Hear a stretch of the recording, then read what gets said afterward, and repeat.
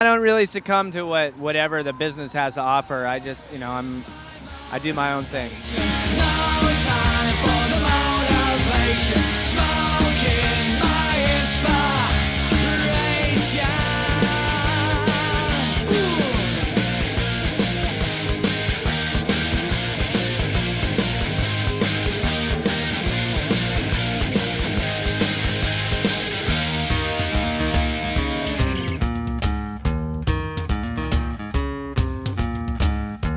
Sit around and watch the phone, but no one's calling. Call me pathetic, call me what you will. Mike Dirnt and Billy Joe had been friends at school in Rodeo since they were about 11 years old, and they just kind of fell into being a band. I think they'd had several incarnations of bands. The only one I can remember offhand is Blood Rage, which was a sort of a metal or death metal kind of band. And, none of it really got anywhere, but obviously all that time they were learning to play together and to write together. All reports of Billy Joe from his school teachers and whatnot basically say that he was basically a good kid, a nice kid, not necessarily a terrific student in the academic sense, but a bright kid and a good kid, and everybody liked him. We started our band. We never thought in a million years that we would end up where we are right now, because it was anyone before us, it never happened. So, I interviewed Billy a few years ago for a magazine article. He told me, well, partly about his father being a musician and his mother working really, really hard after his father died just to survive, and it's just something that really drove him to do something with his life, and yet at the same time he didn't have a whole lot of other skills besides music. I mean, he told me, many times, I don't know what else I would do or could do if I didn't play music. Billy Joe actually left high school just a few months before he was due to graduate. There's a story there where he sort of had to go and see the principal to get a sign formed which released him from high school, and he said, I'm leaving to do music, and the principal just said, "Who are you?" He didn't even recognise him. So he'd obviously made a big impression at school, I think.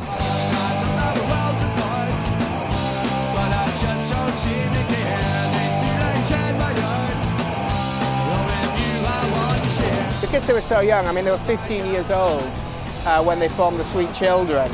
And that's, I guess, kind of what they were. I would imagine it was sort of an ironic choice of name, because, they were like 15-year-old boys in cheap sort of thrift store clothes, bad haircuts, drinking lots, smoking weed and stuff. So, but they had a song called Sweet Children, and I guess maybe it was like to preempt any criticism they would get at shows, because young bands get given quite a hard time. Older punks will be thinking, who are these young upstarts? So it's probably tongue-in-cheek, sarcastic choice of name, really. I think by the time they met up with Al or John, it was just waiting to happen. That was the missing ingredient. He not only had kind of the organizational abilities, but he also had the connections, and the inspiration to say, hey, we don't need to you don't need to sit here rehearsing and making all these demos and stuff. There's already a punk scene, you can just go play.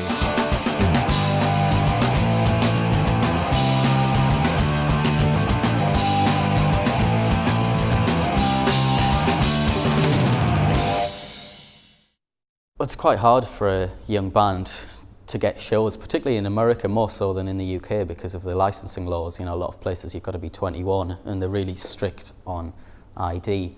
But the benefit for Green Day was that they were part of the punk scene. They were part of a punk rock community that is really very different from any other, and that it's the Northern Californian punk rock community, which is sometimes called NoCal punk rock community, as opposed to the SoCal, which is the Southern Californian. The Southern Californian scene, which really was the kind of the early 80s, was really clubs, over 21 clubs. There were all ages show, but it was kind of a very violent, nihilistic kind of scene. Very exciting, but it kind of burnt out inevitably. Conversely, the Northern Californian scene was kind of an ideology that although the punks might not care to hear this, it was really almost like a hippie ideology, and it was very communal. And so there were places for bands to play, there were parties for bands to play. So they could go and play these places like community halls, diners, and they wouldn't have to be ID'd. And it was just it was more playing shows for their peers and other bands, lots of punk bands, rather than going into a bar and playing to a bunch of sort of drunk rock fans. It was playing to people who were there for the music or part of the punk scene rather than, you know, the alcohol scene, if you like. When they found that there was a place that they could play instead of, you know, in the garage or the basement all the time, I think that just kind of set them free. It was just so exciting to, you know, to be that age and all of a sudden have hundreds of kids out there saying, hey, this is great, we like you. So that, on top of their undeniable talent and their dedication, you know, I think that kind of kick-started them and sent them into orbit.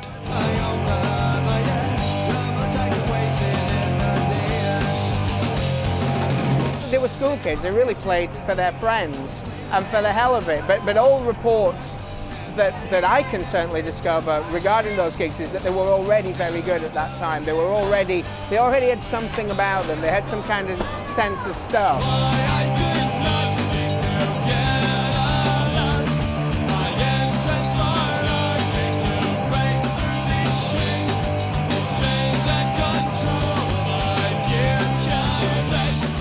Trey grew up in a sort of quite remote mountain town in California called Willits, which is sort of a mountain area well known for its marijuana produce and the fact that lots of sort of old hippies live there. Well, his father flew helicopters in Vietnam. When he left Vietnam, I think he wanted to pursue the quiet life in the countryside. So Trey grew up in the middle of nowhere, really. His nearest neighbour was a mile away, and that was Larry Livermore of the Lookouts, which is how he first started drumming. My band needed a drummer, and the closest thing I could find to a drummer was this crazy kid that lived about a mile down the road.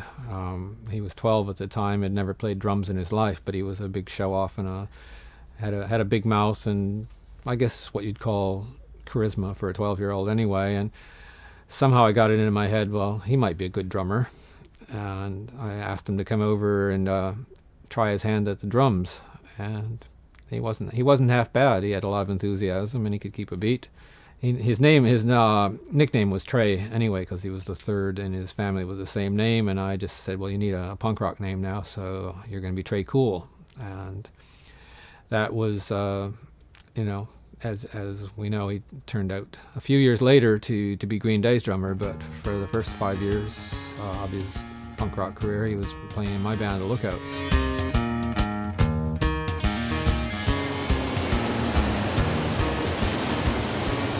We didn't start playing down in San Francisco or Berkeley or Oakland until about, probably a year and some after we'd formed. And that just came about because I'd been going down there for shows. It was about almost 200 miles away, but I'd go down for punk rock gigs occasionally. It was the only place that you could find them at that time.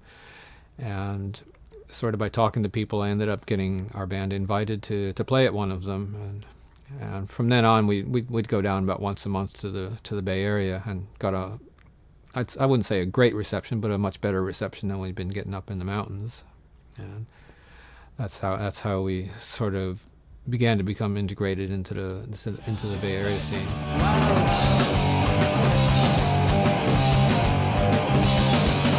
There'd be a place called Gilman Street, known as the Gilman Street Project, which was a no alcohol, all ages room on Gilman Street in Berkeley that was founded by a guy called Tim Yohannahan, and he used to edit a punk magazine called Maximum Rock and Roll. So there was this great community.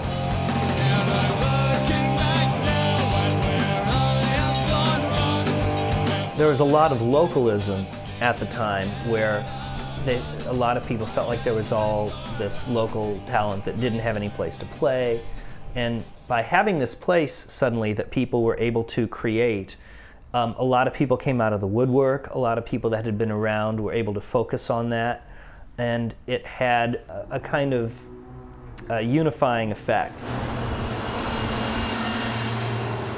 Gilman Street was kind of a coming together of several scenes. It was, the punk scene has always kind of had factions. And for most of the time, they barely even speak to each other. But occasionally, and Gilman Street was one of those occasions, they all come together in a common enterprise and agree to tolerate each other for a greater purpose. And that was kind of what was happening in 87, 88, 89 at Gilman. There was kind of an uneasy truce between all these people, and it made this really cool grassroots scene possible. When the band had been playing for about a year, I thought, well, I know how to make a fanzine. How much harder can it be to put out records? So I'll put out a record by my band. And that was, although I didn't realize it at the time, the beginning of the label.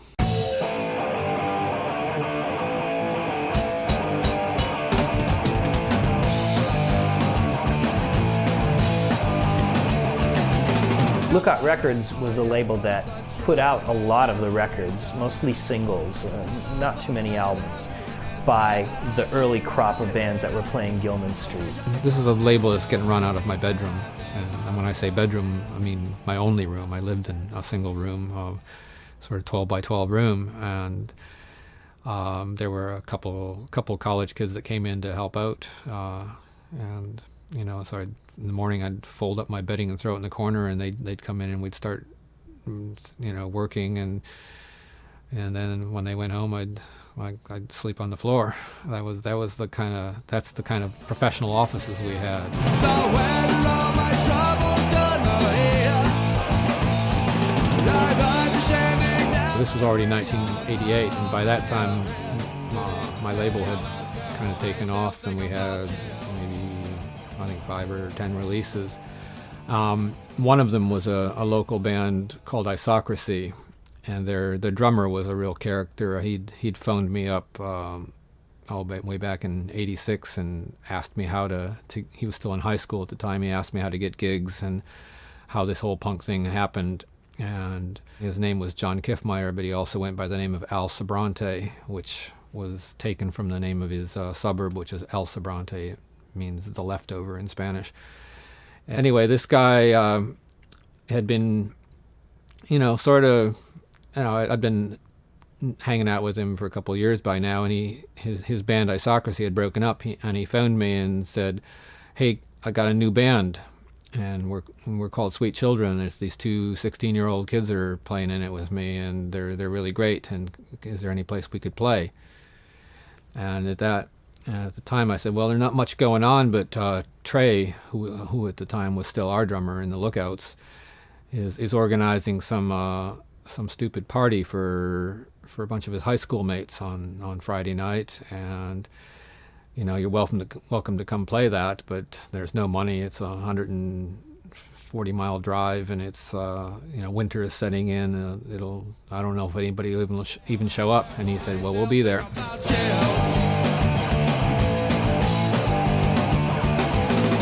The first drummer brought quite a lot to the band, actually. I think him more than Billy Joe and Mike sort of had ideas about production techniques. He wanted to work quickly. He knew they were a punk band and that, time is money, and if you spend weeks making an album, well, you can't do it for a few $100s. And also, it was kind of keeping in with the spirit of what they were doing, which was something raw and energetic and teenage. He did all the driving and all the arranging of shows, everything at that time. He was about 2 years older than them. He was probably 18 at the time. They were only 16. They were brilliant at playing and at writing songs and performing, but as you would expect of a couple of 16-year-olds, couldn't do a lot else for themselves. And so Al pretty much arranged everything and told them to get in the Volkswagen bus and drove. They turned up all ready to play, and as it turned out, because the weather was so bad and because it was so far up into the mountains from town, none of the kids had bothered coming. There was actually 5 kids turned up, and Billy and Mike and Al from Sweet Children didn't express any disappointment or disillusionment at all. They just came in and, at first we had to set up a generator. There was no electricity, and we had to start a fire in the wood stove because it was freezing. And we lit a lot of candles to sort of illuminate the occasion. And then they played what I still think is one of the shows of their lives, although, of course, they've played many sensational shows since then. But I've always said it was like the Beatles at Shea Stadium. I mean, they played that to these 5 curious kids who'd never seen a punk band before. They played as just their hearts out, and Billy had just kind of that right combination of arrogance and humility that, you know, just marked him out as a star even then at 16. He just like sang right to every one of those kids and, you know, thanked them for coming and asked them if they were enjoying the show. And when they finished playing, Billy came up to me and very kind of shyly asked, well, what did you think? Did you like what we're doing? And I just said, well, I want to do a record with you guys. And he looked a little bit taken aback. I don't think he was expecting that, but he said, oh, okay, man. And that was that.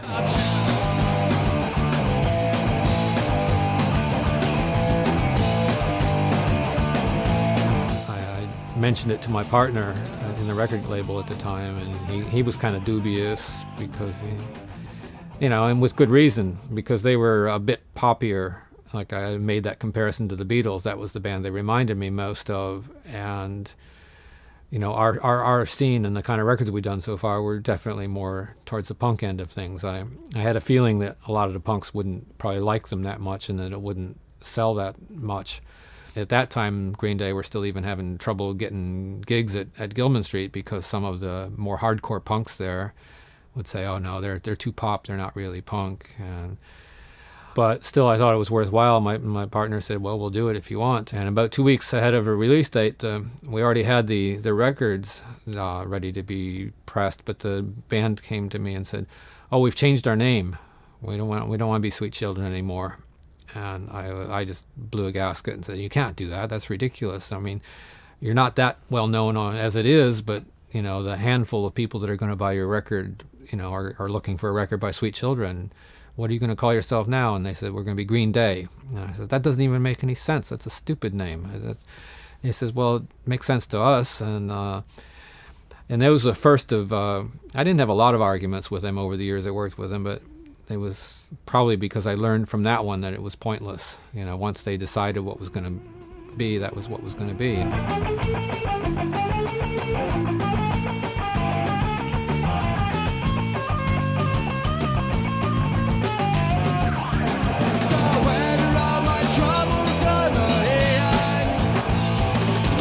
It came out on time with this completely unknown band called Green Day.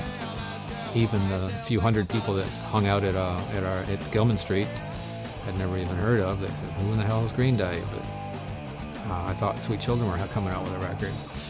But it came out and didn't sell very well at first. And over the following year, the record kind of, you know, got a little bit of a buzz. You know, some people slagged it off for being too poppy, but others said, hey, it's really catchy. And we sold about 1,000 or 1,500 copies, which wasn't great, but wasn't bad for a 7-inch at that time. And, you know, it lived up to about what I expected in terms of sales, but in terms of music, I thought it was brilliant. And I said, well, we're going to do an album. And it was about exactly a year later that we did.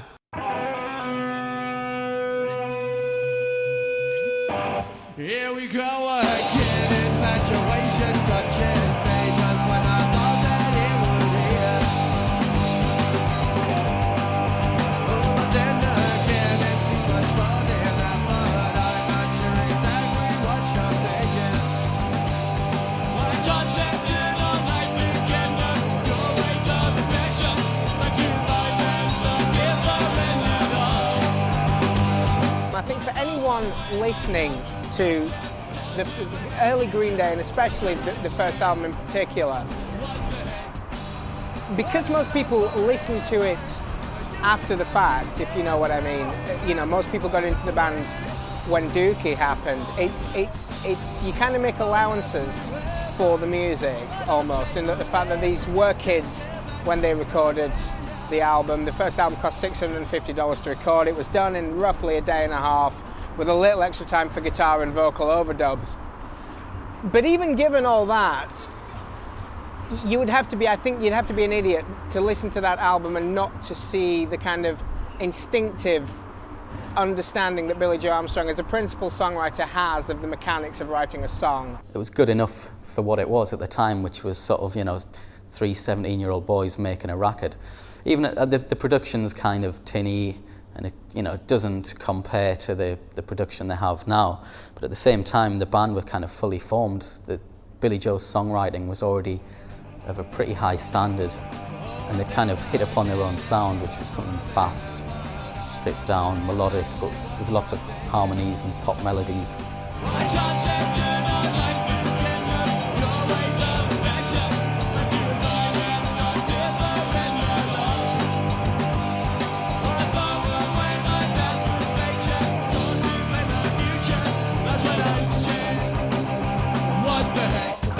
You can't really expect and shouldn't expect a band who are that young to really know themselves particularly well. So what you've really got on the first album, I think, is a collection of decent tunes rather than a collection of great songs by a great band. I think that they are good songs, but there's no real kind of necessary identity there yet. I think that record, probably more than any others, sort of owes some sort of debt to sort of 60s bands like the Kinks and the Who, and 70s punk bands like the Buzzcocks or the Dickies. It was recorded in a matter of days, basically. Most of the songs were put down in 2 days, in one weekend in San Francisco. So they worked quickly, and it kind of, you can tell, but taking that into account, it's still a pretty strong album, really.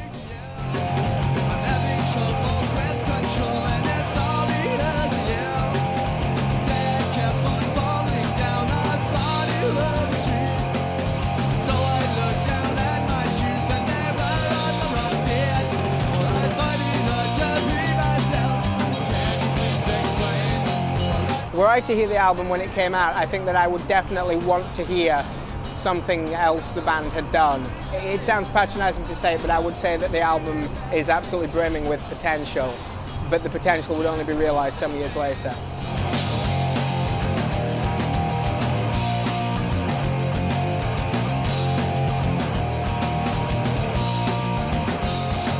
"39 Smooth" we reissued as a CD with both of the EPs and another bonus track in addition on it. And since, of course, later on everybody bought CDs, that's what they assume the album is. The real album, 39 Smooth, is only 10 songs. It was kind of a punk thing in those days. It was considered kind of immoral to put out a CD that could conceivably hold 73 minutes of music and only have 10 or 12 songs on it. So you had to pad it out with all sorts of other things.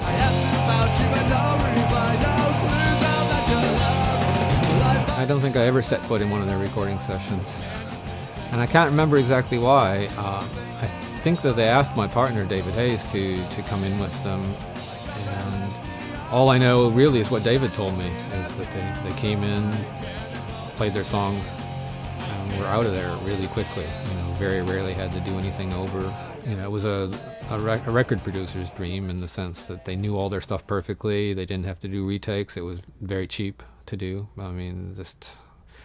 And they produced some really great sounds and really great songs. I trusted most bands. If I thought that a band was good enough to make a record, I didn't think they needed to be babysat in a studio. We also had a couple of producer engineers that we worked with at that time that I trusted implicitly. One was Kevin Army, the other was Andy Ernst, who did all of the early Green Day stuff. And I knew he knew way more about it than I did. And if I sent a band to him, I knew that he would do a good job and he wouldn't waste time or money. And some bands really wanted me to be there to sort of hold their hands and encourage them. Other bands wanted me nowhere near the studio, and I was fine either way. Can we find a way so that you can stay? I think I'm gonna fall. They would be living a sort of hand-to-mouth existence, really. Because at that point, they would get minimal amount for shows. They would get enough to pay for their petrol to the next show. The decision that they would have to make then is do they then fall into jobs that they don't want in order to earn a living, or do they try and make a living from the band? and they decided to opt for the latter and try to make a living from the band.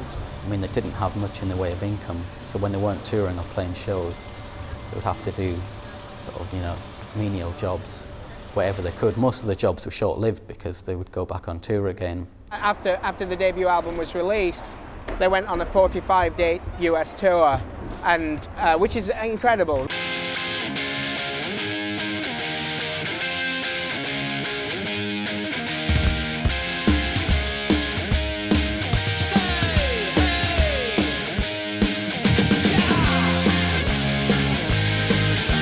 The first tour in the summer of 1990 was a completely DIY punk rock kind of tour. I think Al probably organized most of it. By this time, there's kind of an informal network had sprung up thanks to the scene that was beginning to grow around the country, where you could just phone up or write to people in a variety of cities and ask them to set up a show at their local club or often in their house. And a few bands had done this. Operation Ivy was the first from our scene that went out across America in 1988 and came back with all these stories of what it was like out there and how kids were starting across America were starting to hear about our bands. So by the time Green Day tried it in June of 1990, there was sort of a, I wouldn't say well-worn, but slightly worn trail that led across America. By the end of that year, I think they'd played in something like 48 of the 50 states of America. I guess the ones they hadn't played in were Hawaii and Alaska. But they'd played everywhere. And so instead of thinking, well, this is our little band and we do it for fun, as soon as the debut album was recorded, they said, okay, well, let's try and see if we can take this a little bit further. And didn't look for handouts, didn't look for help, just slept on people's floors, played to, 50 people a night, and went on tour. That was the way those kind of tours worked. You didn't know when you came to town whether it'd be a full-fledged club with a professional sound system or somebody's basement, or if there'd even be a working PA, or if the police would shut it down, or if somebody's parents would come in and say, all right, you've played long enough, stop your noise. That's the way it went. They made money by selling merchandise. They were quite sort of astute when it came to that. They printed up T-shirts. Or even if they didn't print up T-shirts, they had stencils or prints which they could take along. Kids would turn up at shows with their own T-shirts or shorts. The band would just charge them for the print.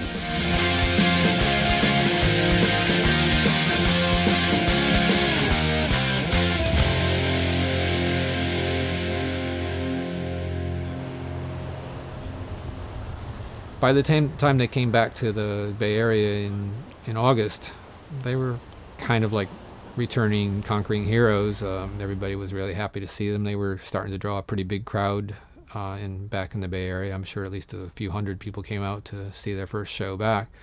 And right then, of course, was when Al dropped his bombshell about I'm leaving. The band had been going for a couple of years. They'd been gigging. They'd had a record or two out, but they were by no means huge. They were known within the East Bay scene. They were known in and around San Francisco, and the word was kind of starting to spread slowly in America through fanzines, but really they were still at the sort of bottom rung of the ladder, and he probably didn't see much of a sort of financial future there for the band. He was invaluable to the band. I think he often gets overlooked now. I saw this article in Rolling Stone last summer where, if you'd read that, you'd think he didn't even exist, and doesn't even get a mention. And yet, I'm pretty sure the band would not have got through those first couple of years without him. But the thing is, there was kind of a socioeconomic and cultural kind of divide between Al and Billy and Mike. And although they worked really great together, I mean, to Billy and Mike, music and playing in a band was their life. I mean, that was it.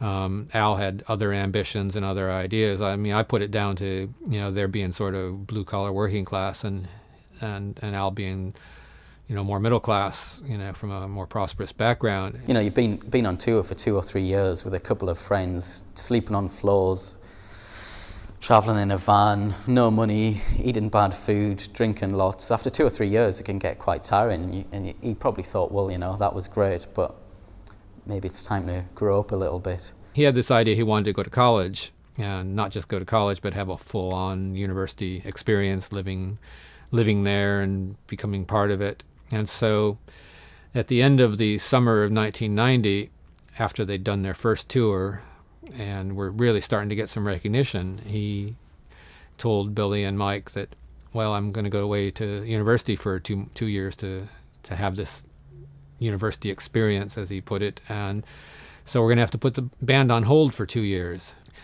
Billy and Mike were devastated. Billy told me, Billy was just 18 at the time and had just left school. And he later told me that, his whole life was, kind of around this band, and he couldn't even comprehend what Al was on about. And at the same time, he had said he had this romantic idea that the band, doesn't break up, or you don't just have somebody quit and replace him, or it's kind of like a gang. You stuck together till the bitter end. And so he thought, well, it's over, and he was heartbroken. And so Al went off to university about 300 miles north, and and nothing happened for a couple of months. And around that time, Trey from our band had become increasingly inactive because we'd kind of scattered too into different locations. We'd played our last show in July of 1990. We didn't know it was our last show, but we'd done some recording, and in fact, Billy had come in to play with us. He played lead guitar and sang backup vocals on our last recordings, and I guess that would be the first time that Billy and Trey ever would play together. And later that autumn, Trey moved down to the Bay Area to attend college, and somewhere he and Billy ran into each other again, and I guess one of them proposed that they try jamming together. And next thing I knew, Trey was going to play a show with Green Day as their fill-in drummer. Wanna be your dominated love slave. Wanna be the one who takes the pain. You can spank me when I do not behave. Smack me in the forehead with a chain. 'Cause I love feeling dirty, and I love feeling cheap, and I love the way you hurt me. So drive them staples deep. He was already aware of Billy Joe and Mike because they hung around Gilman together. They were much of the same age. They were kind of shared the same sense of humour. They were kind of, budding rebels, if you like. But Trey brought a kind of new sort of energy to the band, really.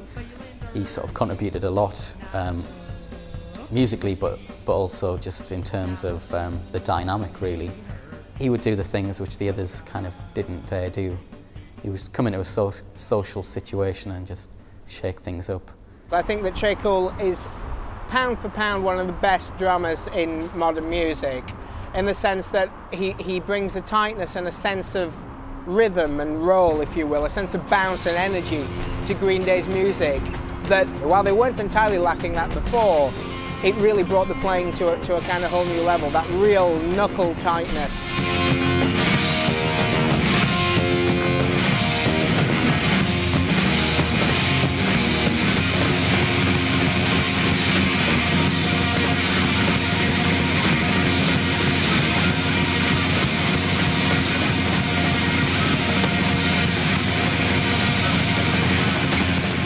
The minute that they started, I was just, it was almost like seeing Green Day for the first time again, because it was a whole new dimension. By this time Trey had become a really excellent drummer, and I kind of knew that he was exactly what they needed, and that he was going to be a great part of the band. And it was kind of made me sad and happy at the same time, because I knew it would probably mean the end of the Lookouts, but I knew it also meant that Green Day was going to carry on and be even greater.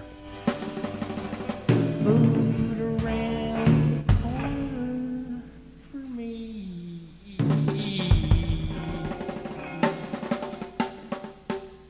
The first thing that Trey worked on was during I guess it was the autumn of 1991, so about a year after he joined the band, and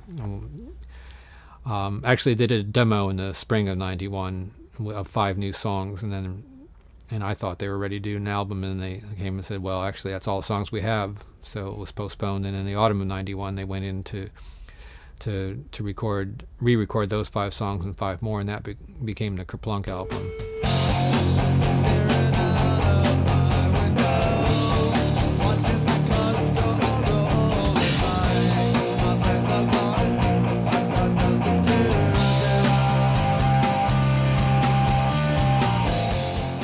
This time I think they took about, well, might have been 2 or 3 days. I know it cost $1,500 for the second album as opposed to the first one, which was about $600 or $700. $675, I think, the first album cost. That's how fast they whipped through their sessions. By that time, our record label was getting successful enough. It wasn't quite a shoestring operation anymore. We could afford to spend $1,000 or $2,000 instead of $500 or so. I think they were starting to take themselves a little bit more seriously musically. I mean, it's still incredibly cheap. But there was a kind of a cachet attached in those days in the punk scene to being able to do your record really fast and really cheap. I mean, the bands almost competed with each other. Like, well, we did ours in 3 hours, man. Well, ours was only 2.5, man. It was kind of, in a way, it's kind of cute, but in a way, it's kind of sad too, because some great performances got only a kind of a half-assed kind of recording as a result. You know, you can overdo things as many mainstream bands do, but there's such a thing as not giving something its due also.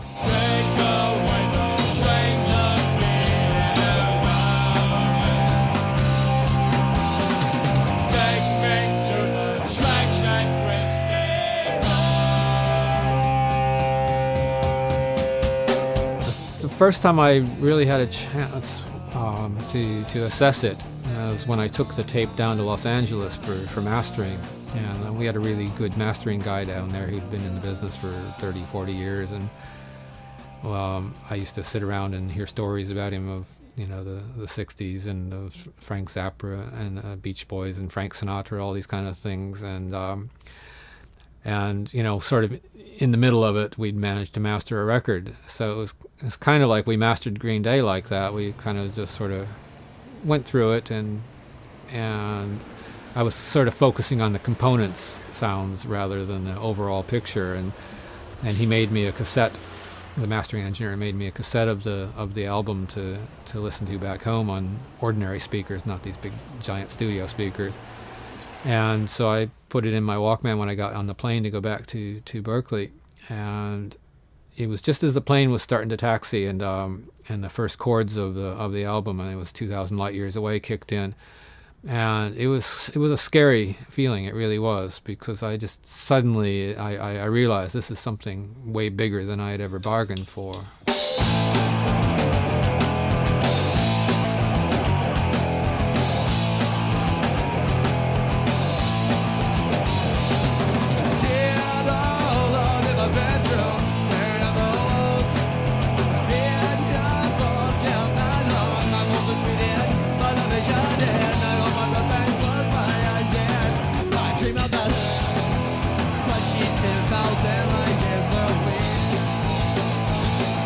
When they made Kerplunk, obviously Trey Cool had joined the band, they toured with him, and they'd really refined what they were doing. Billy Joe was sort of really finding his own voice as a songwriter, I think. There is a definite sense of musical progression in terms of the ability to write songs. The obvious example would be Welcome to Paradise, which is a song that then subsequently made it onto Dookie, the next album. Welcome to Paradise. Cause I raise out at the station. Under the lights that's there, lifted on his bed. That was a song about sort of being out in the world, leaving home, having no money, being mildly depressed about it, but also, you know, having to get on with life. That all came through in the records.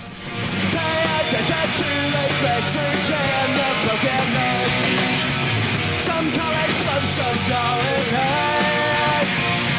I wanna take you through a wasteland and let you call my head. Welcome to Paradise. The songs were just way stronger than on 39 Smooth. They were more melodic. more emotional, more powerful really. Again, the album was recorded quickly, but the production's slightly better and the songs are so much better. And that comes from touring for 2 or 3 years. They had a real bond there, which, you know, if Al Sobrante was still in the band, they would have made a similar album to the first, whereas Kerplunk was a kind of a step up, if you like. And that's the album that got passed around quite a bit in the UK. And that's when this sort of started to make the name internationally, albeit in a really sort of underground way. It cemented their reputation as being ones to keep an eye on. And people around them and who got to see them were becoming very, very excited by the band. The live performances at the time were said to be absolutely brilliant. And you know, this sense of confidence and the sense of swagger was coming into it. The fact that they realized that they were good at what they did and they were kind of being appreciated by people. So Kerplunk is a good record by a band who would become great.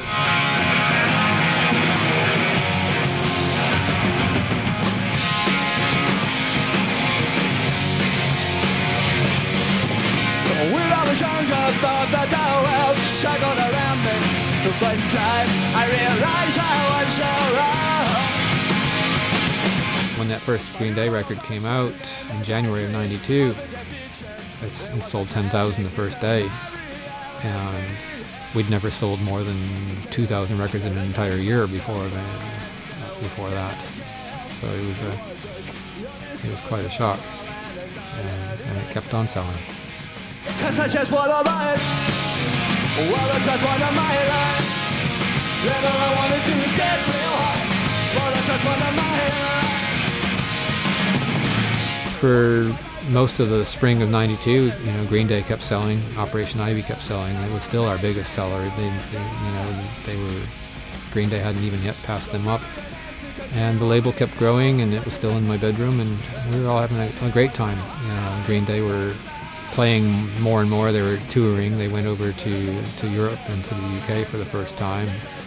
But they were doing then in Europe and the UK pretty much the same kind of very grassroots DIY thing that they'd been doing in the USA or in earlier years. And it took a while to catch on, but it did. They built up an audience. They did 65 shows in 3 months. They weren't really paid for the shows. They toured around in vans. They didn't bring equipment over. They brought albums to sell. They brought a screen so they could print T-shirts as and when needed to be, and that's how they made their money. But it was quite a culture shock for them, although they adapted well. Obviously, there's things like the climate. You know, coming into a British winter when you're used to the California sunshine is going to be pretty jarring. They played squats in Denmark, in Germany. They went to Spain. They just roughed it, basically. To give you some idea of what the tour was like, Billy Joe Armstrong contracted lice from this tour. The conditions were so, let's be kind, let's say they were rustic. The conditions were rustic.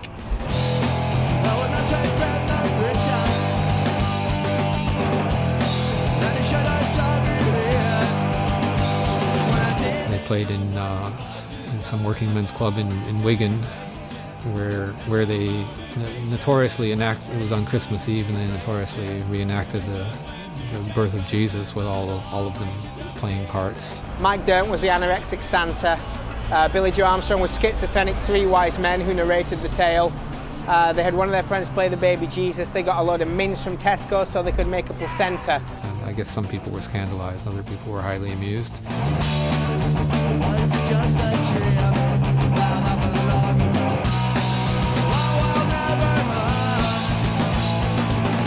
They toured as far out into Poland, almost to the Russian border.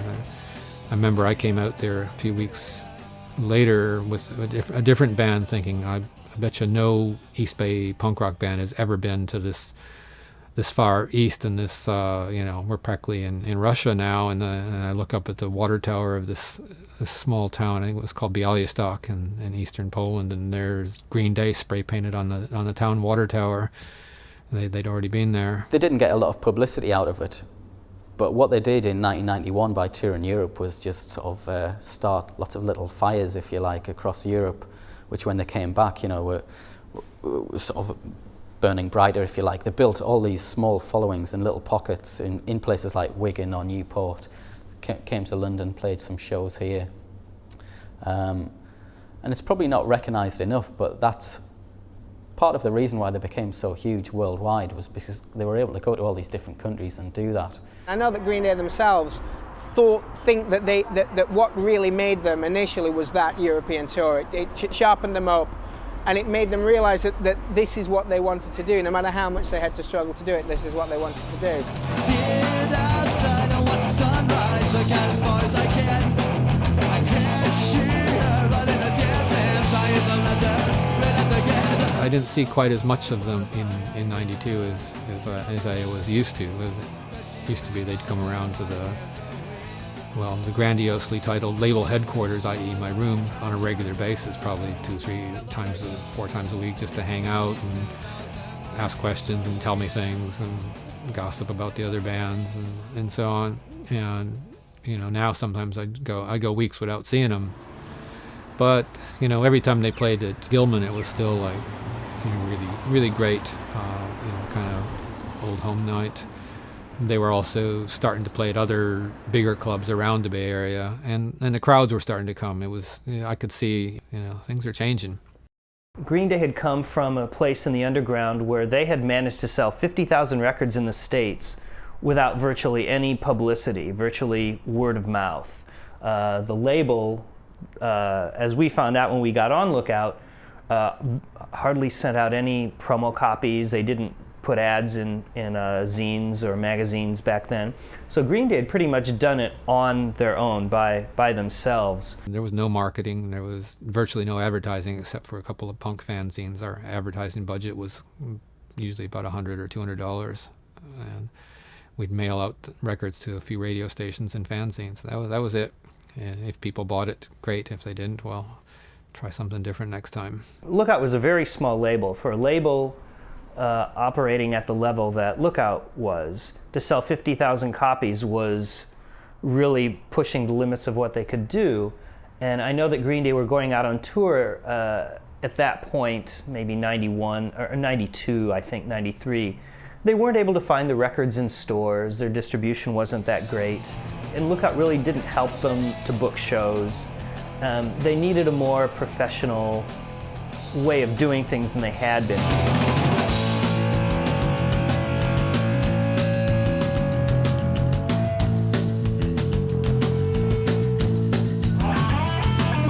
Our scene was now getting enough attention that I knew that there would be some interest from the big companies.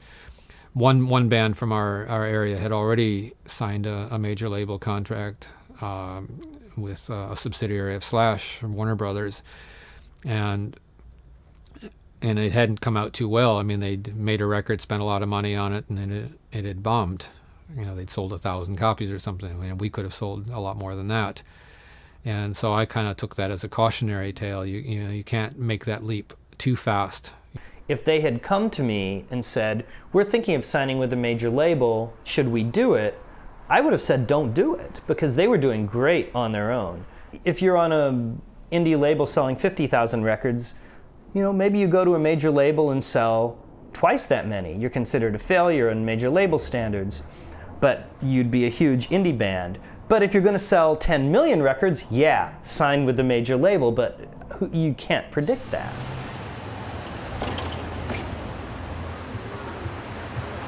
It was around that same time, maybe spring of '93 or summer. That's probably spring of '93. People around the scene who liked to gossip anyway, but would start coming to me and say, "Well, what are you going to do if Green Day goes to a major label?" And or they're not going to stay with you, are they? I mean, they're getting really popular, and it was the first I'd heard of it. By that point, they'd sold 50,000 of their first 2 albums each on Lookout Records. That was all that the major record companies needed to know, really.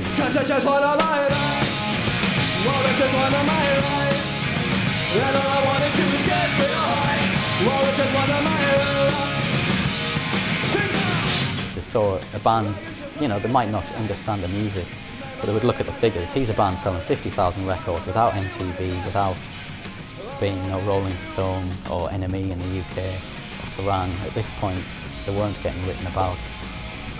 But yet they had a huge following. So obviously the major labels started sniffing around. For anyone who doesn't know, major label feeding frenzy is it's kind of a self-fulfilling prophecy, to the degree that if two labels are after you, then every label will then become after you, and they'll all be after you.